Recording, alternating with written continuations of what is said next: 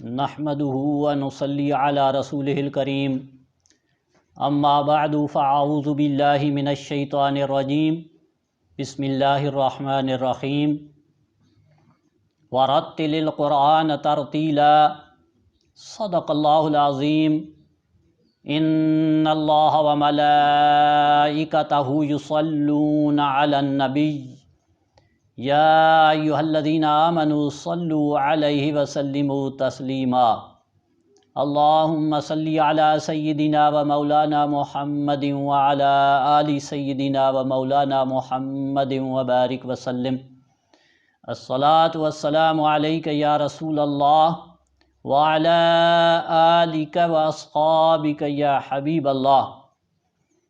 عزیز طلبہ و طالبات، پچھلے سبق میں ہم کیفیت وقف کے بارے میں پڑھ رہے تھے کہ جہاں پہ وقف کرنا ہے اس کے آخری حرف کو کیسے بدلنا ہے۔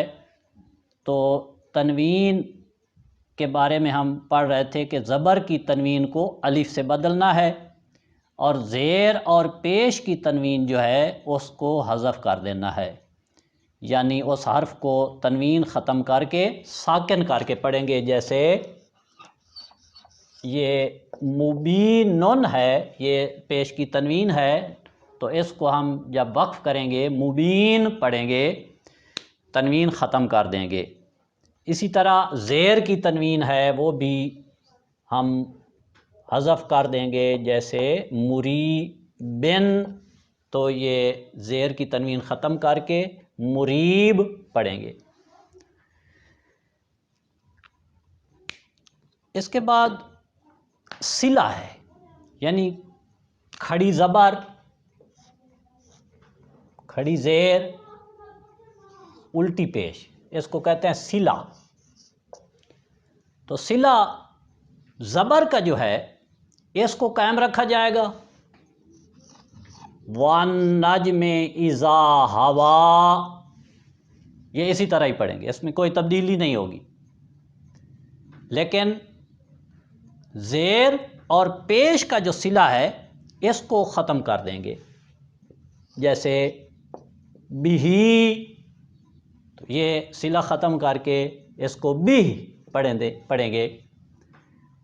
پیش کا صلہ بھی ختم کر دیں گے، رسولہ، اس کو پڑھیں گے رسولہ۔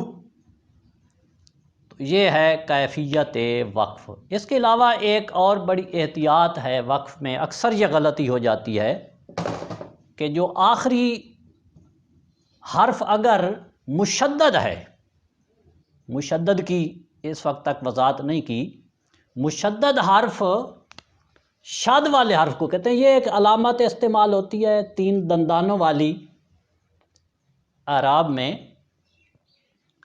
جس حرف پر شد ہوگی اس کو مشدد حرف کہتے ہیں۔ تو مشدد حرف اصل میں ڈبل ہوتا ہے، اس میں ایک ساکن مدغم ہوتا ہے، جیسے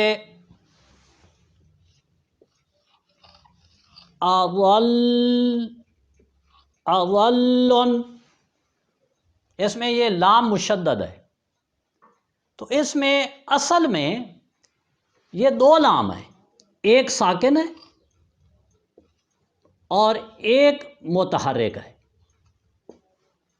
تو یہ جو ہے لام اس میں مدغم ہو گیا، یعنی مکس ہو گیا، اس کا وجود ختم ہو گیا، تو یہ ایک رہ گیا اور یہ اصل میں ڈبل ہے، تو اس کی آواز ڈبل آنی چاہیے۔ تو جب یہاں پہ وقف کریں گے ایسے کلمے پہ جہاں آخری حرف مشدد آ جائے، تو پھر اس کو ہم 2 حرف کی دیر میں پڑھیں گے، ایسے نہیں پڑھیں گے اضل، یہ ساکن پڑھا گیا، مشدد نہیں ہوا، اضل ایسے۔ اسی طرح المستقر، یہ را آخر میں مشدد ہے، تو یہاں پہ وقف کریں گے تو مستقر ایسے نہیں پڑھ دیں گے، مستقر یعنی دیر لگائیں گے، تو تب یہ صحیح ادا ہوگا۔ اسی طرح علیہن، یہ نون مشدد ہے آخر میں، تو اس پہ دیر لگائیں گے، اور اس میں ویسے غنہ بھی ہے، غنے کی بھی اپنی ایک مقدار ہے، تو یہ علیہن پڑھ کے نہیں چھوڑ دیں گے، یہ پورا ادا نہیں ہوگا، علیہن ایسے، تو یہ مشدد حرف پہ خاص طور پہ خیال رکھنا ہے۔ یہ وقف کے بارے میں ہم پڑھ چکے ہیں، تو چونکہ آئندہ اسباق میں تلاوت کرنے جا رہے ہیں آیات کی، تو اس کے بارے میں بھی میں کچھ آپ کو وضاحت کر دوں۔ کیفیت تلاوت کے 3 درجے ہیں۔ ایک ہوتی ہے ترتیل، یعنی آرام آرام سے پڑھنا، نہایت ہی سلو سپیڈ کے ساتھ، جیسے عام طور پہ جلسوں کے آغاز میں پڑھتے ہیں، افتتاح کرتے ہوئے قاری صاحبان کی تلاوت رکھی جاتی ہے تو وہ پڑھتے ہیں، اس کو کہتے ہیں ترتیل، خوب ٹھہر ٹھہر کے پڑھنا۔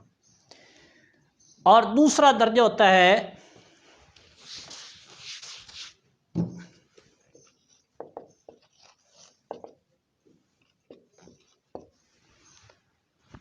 تدویر۔ تدویر ہوتا ہے اس سے ذرا تیز سپیڈ میں پڑھنا، جیسے فرائض میں، فرض نمازوں میں امام جیسے پڑھتے ہیں۔ اور پھر تیسرا درجہ جو ہے وہ ہے حدر۔ حدر ہوتا ہے نہایت تیزی سے پڑھنا، لیکن اتنا تیز بھی نہ پڑھا جائے کہ حرف بدلتے چلے جائیں یا حرف حذف ہوتے چلے جائیں، ہر حرف جو ہے وہ صحیح ادا ہو، جیسے نماز تراویح میں پڑھا جاتا ہے۔ اور عام طور پہ ہم تلاوت کرنے والے لوگ جو پڑھتے ہیں حدر میں ہی پڑھا جاتا ہے، تو ہم آئندہ جو تلاوت کریں گے انشاءاللہ حدر میں تلاوت کریں گے، تو تلاوت کے کچھ آداب بھی ملحوظ خاطر رکھ لیں۔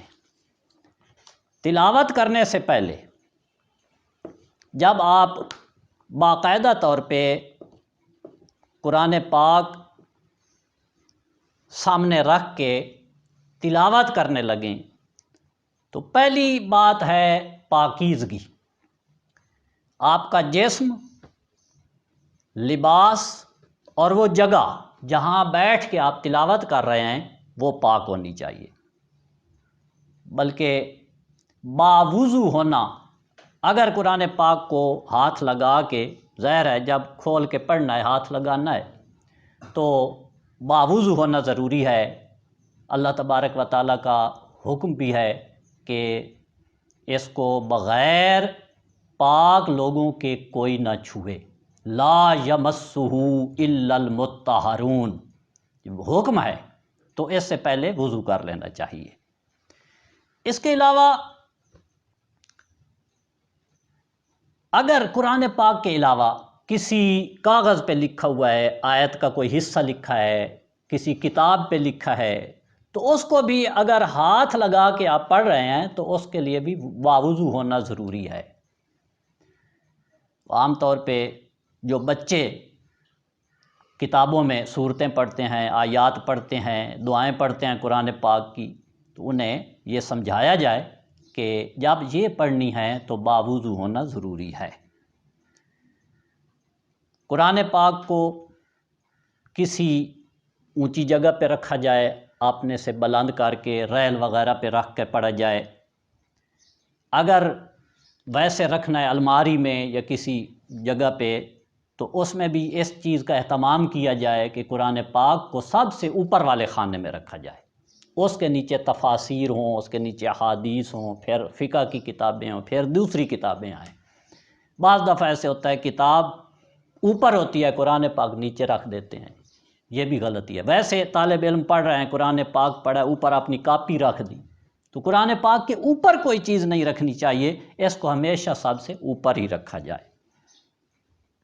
قرآن پاک کی تلاوت شروع کرنے سے پہلے تعوذ پڑھا جائے، اور اگر سورت شروع کی ہے تو پھر تسمیہ پڑھا جائے۔ تعوذ ہے اعوذ باللہ من الشیطان الرجیم، اور تسمیہ ہے بسم اللہ الرحمن الرحیم۔ جب تلاوت کرتے ہوئے کہیں اٹھ کے جانا ہو تو پھر جب دوبارہ شروع کریں تو تعوذ ہی پڑھ لیا جائے، صرف ایک سورت کے علاوہ، یعنی سورہ برات جو ہے، اس کو سورہ توبہ بھی کہتے ہیں، اس کے شروع میں بسم اللہ شریف لکھی ہوئی بھی نہیں ہے اور پڑھنی بھی نہیں ہے۔ باقی جب بھی کوئی سورت شروع کی جائے تو بسم اللہ الرحمن الرحیم پڑھ کے شروع کی جائے۔ یہ بھی ذہن میں رکھیں کہ یہ اس سورت کا جز نہیں ہے، یہ برکت کے لیے پڑھی جاتی ہے۔ اور بعض آیات کے سامنے سجدہ لکھا ہوتا ہے، تو یہ 14 سجدے ہیں ہمارے نزدیک، 14 آیات ایسی ہیں جن کو پڑھ کے ہم پہ، پڑھنے والے پر بھی اور سننے والے پر بھی سجدہ اس پہ واجب ہو جاتا ہے۔ تو بہتر ہے جو پڑھنے والا ہے وہ آیت سجدہ دل میں پڑھ لے، اور اگر اونچی آواز میں پڑھ دی تو پھر ساتھ والے کو بتا دیں کہ آپ بھی سجدہ کر لیجئے۔ جمائی آ جائے تو تلاوت روک لی جائے، دوران تلاوت ہنسنے اور مذاق کرنے سے، باتیں کرنے سے گریز کیا جائے۔ لیٹ کر تلاوت کر سکتے ہیں جبکہ پاؤں پھیلے ہوئے نہ ہوں اور منہ پر کوئی کپڑا نہ ڈالا ہوا ہو۔ مجمع میں یہ بہت اہم بات ہے، بعض لوگ ختم شریف پڑھ رہے ہوتے ہیں، سارے اونچی اونچی آواز میں پڑھ رہے ہوتے ہیں، تو مجمع میں اگر پڑھنا ہے تو ایک پڑھے گا، باقی کو سننا ضروری ہو جائے گا۔ اگر مل کے پڑھنا ہے تو سارے آہستہ پڑھیں تاکہ دوسرے تک اس کی آواز نہ جائے۔ اگر کوئی پاس نماز پڑھ رہا ہے، کام کاج میں لوگ مصروف ہیں، باتیں کرتے پھر رہے ہیں، تو وہاں بھی اونچی آواز میں پڑھنا مناسب نہیں ہے تاکہ وہ گناہ گار نہ ہو۔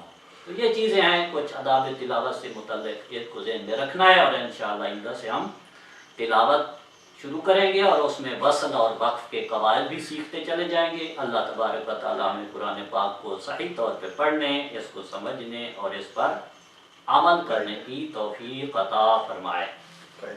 یہ آپ مزید سیکھنے کے لیے کتابی شکل میں ہمارے پاس مواد موجود ہے، قواعد قرات کے نام سے یہ کتاب چھپی ہوئی ہے۔ یہ کتاب بھی آپ لے کے پڑھ سکتے ہیں اور اپنی تصحیح کے لیے ٹیلی فونک رابطہ بھی کر سکتے ہیں۔ اللہ تبارک و تعالی عمل کی توفیق عطا فرمائے۔